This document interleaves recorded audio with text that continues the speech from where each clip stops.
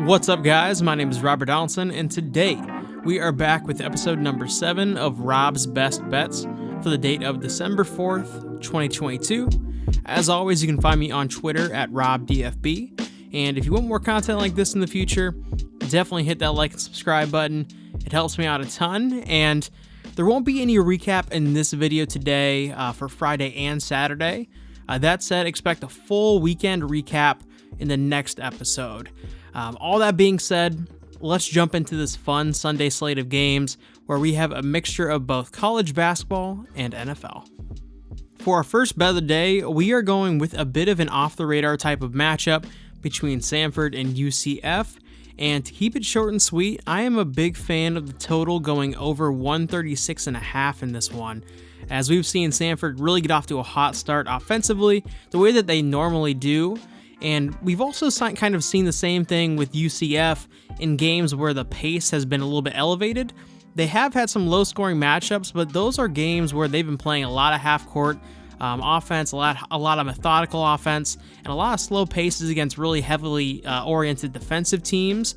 That said, we are definitely going to be seeing the pace turned up in this one, and I definitely think there's a good chance we see this game actually touch into the upper 140s even. So for our first pick of the day, we are going to be taking Samford and UCF going over the 136.5 for 2 units.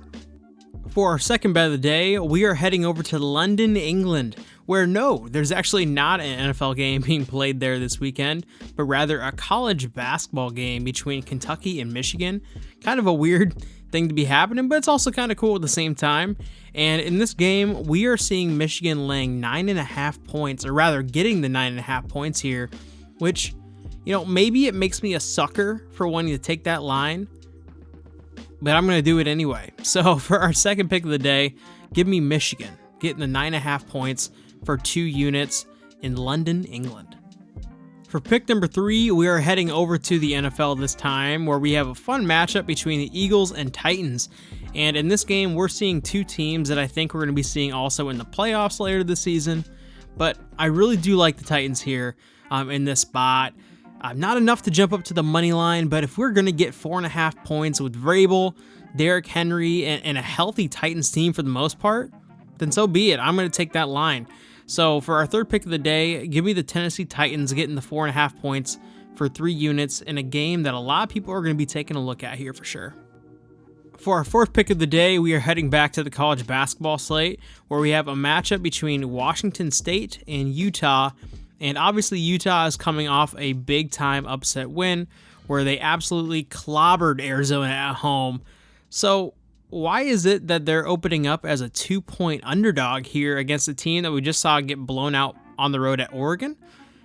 Your guess is as good as mine, but I definitely smell a rat here. So give me Washington State laying the 2 points for 3 units for a pick that I'm just taking solely based on the line in this one. For our fifth play of the day, we are once again staying in college basketball, where we have a matchup between Murray State and Valparaiso. So a little bit of an off-the-radar type of matchup, but if you are familiar with the OVC and the Missouri Valley Conference, this is a game that you at least kind of peeked up on your radar there.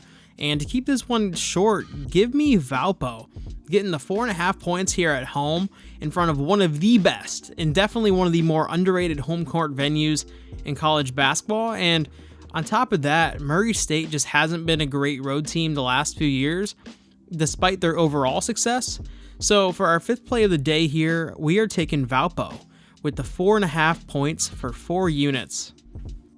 For pick number 6 here, we are staying with college basketball and once again focusing in on another Pac-12 matchup between USC and Oregon State.